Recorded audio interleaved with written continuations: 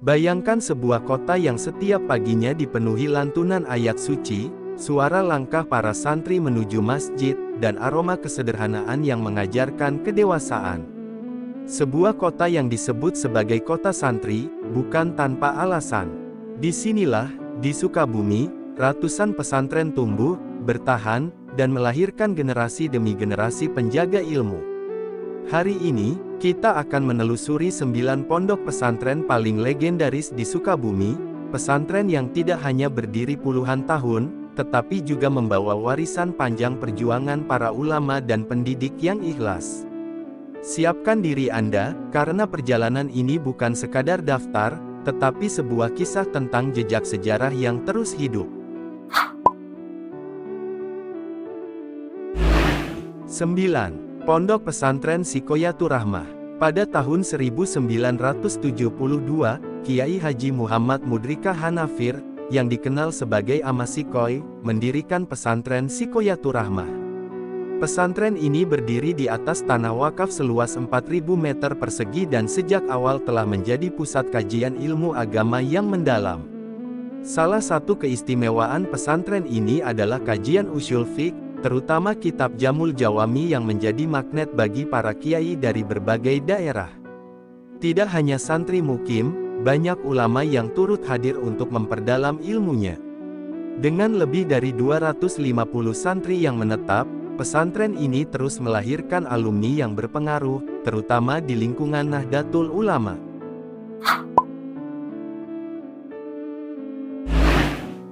8. Pondok Pesantren As-Salafiyah Cisaat.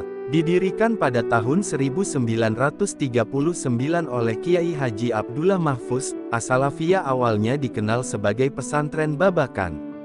Nama ini diambil dari lokasi geografisnya. Namun di kemudian hari, ketika kepemimpinan dipegang oleh Kiai Haji Ahmad Maki, nama pesantren diubah menjadi As-Salafiyah.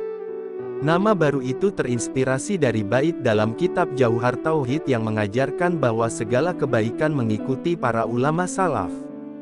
Dengan filosofi tersebut, pesantren ini menjadi tempat mendalami ilmu agama dengan penuh ketekunan.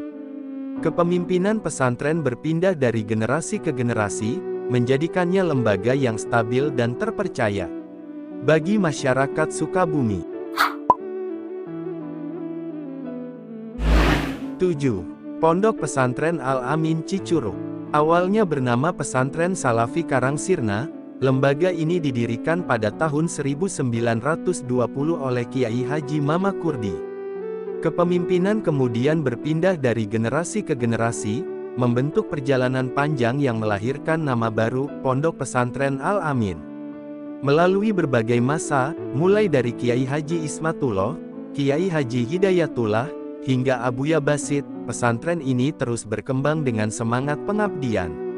Setelah Abuya Basit wafat pada 2017, amanah diteruskan oleh penerusnya, yang kini terus menjaga keberlanjutan Al-Amin. Dengan sejarah panjang dan dedikasi para pengasuhnya, Al-Amin menjadi salah satu pesantren yang kuat dalam tradisi ilmu dan disiplin para santrinya.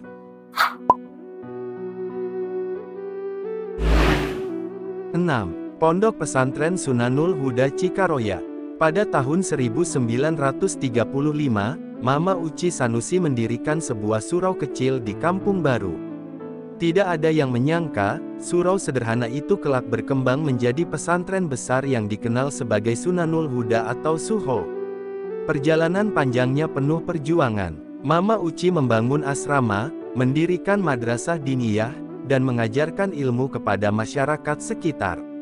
Setelah beliau wafat pada tahun 1965, kepemimpinan diteruskan oleh putranya Kiai Haji Buya Dadun Sanusi, seorang ulama yang sangat dihormati di Sukabumi. Kini Sunanul Huda tetap menjaga pendidikan salafi sambil membuka sekolah formal tingkat menengah. Perpaduan tradisi dan modernitas membuat pesantren ini semakin dikenal luas. 5. Pondok Pesantren Az-Zainiyah Nagrog. Tanggal 3 Januari 1978 menjadi awal berdirinya pesantren Az-Zainiyah oleh Kiai Haji Muhammad Zezen Zainal Abidin Bazul Asyab, yang dikenal dengan sebutan Pangersa Uwa. Bersama istrinya, Pangersa Umi, beliau mewakafkan hidupnya untuk mendidik generasi Muslim. Az-Zainiyah kini menjelma menjadi pesantren yang sangat lengkap. Pendidikan Salafi berjalan seiring dengan sekolah formal dari tingkat taman kanak-kanak hingga perguruan tinggi. Bangunannya megah, kegiatannya ramai, dan setiap sudutnya menyimpan cerita para penuntut ilmu. Yang paling ikonik adalah kegiatan manakib Syekh Abdul Qadir Jailani, yang dilaksanakan setiap tanggal 9 bulan Hijriyah. Saat itu, ribuan jamaah berkumpul, wali santri berdatangan, dan suasananya berubah menjadi momen spiritual yang sangat kuat. 4. Pondok Pesantren An-Nizam Salabintana. Jika Anda mencari pesantren yang menjaga kemurnian tradisi salaf, maka An-Nizam adalah salah satu tempat paling teguh memegang nilai tersebut. Dipimpin oleh ulama karismatik, Kiai Haji Abdullah Muhtar, pesantren ini benar-benar memusatkan pendidikan pada kitab-kitab salaf tanpa memasukkan pendidikan formal. Di sini, para santri menjalani hari-hari mereka dengan kesederhanaan. Mereka menghafal, memaknai, dan mendalami kitab dengan penuh kesungguhan. Tidak ada sekolah formal, tidak ada ijazah negara, tetapi ada keilmuan yang diwariskan dari generasi ke generasi. Walaupun fokusnya Salafi, An-Nizam tetap memberikan kegiatan pengembangan seperti bela diri, kaligrafi, klub bahasa Inggris dan Arab, serta jurnalistik. Sebuah kombinasi antara menjaga warisan dan memberi ruang kreativitas santri.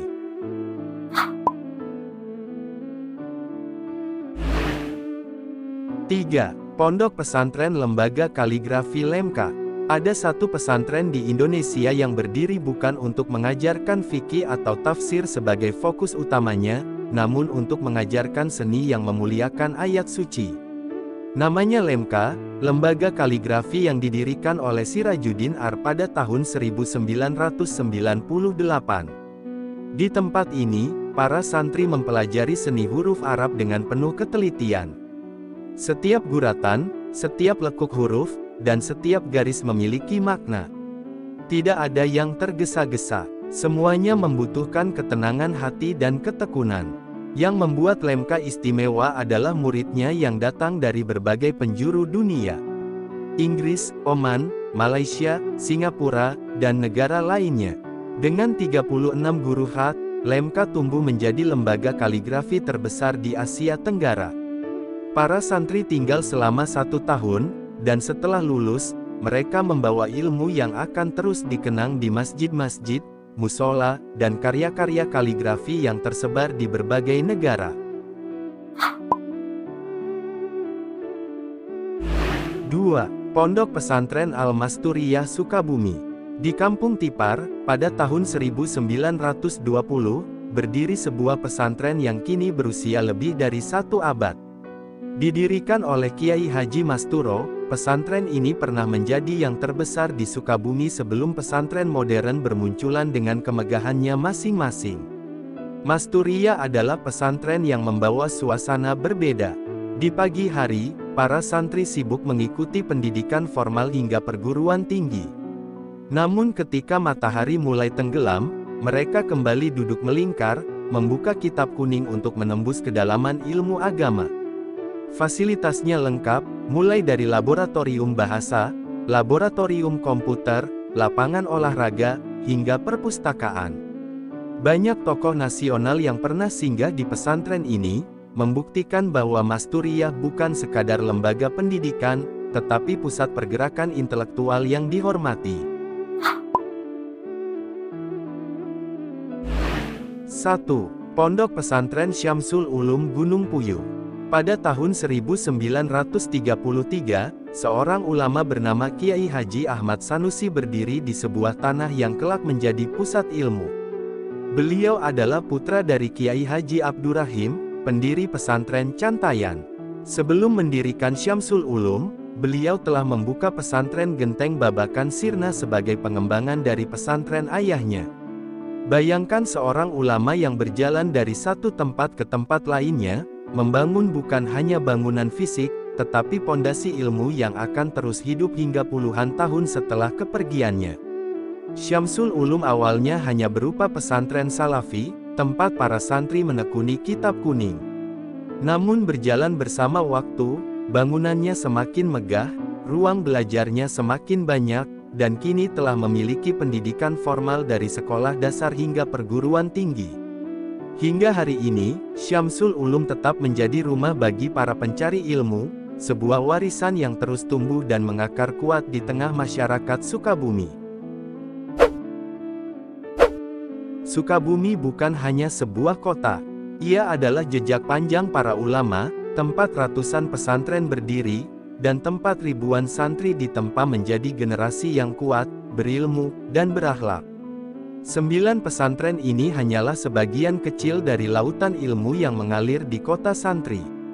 Tetapi dari sinilah kita belajar bahwa warisan tidak selalu berupa bangunan besar, melainkan semangat para ulama yang terus hidup melalui generasi berikutnya. Jika Anda menyukai pembahasan seperti ini, tekan suka, tinggalkan komentar, dan jangan lupa berlangganan. Karena perjalanan kita belum selesai. Masih banyak pesantren, kisah ulama, dan jejak sejarah yang menunggu untuk diceritakan.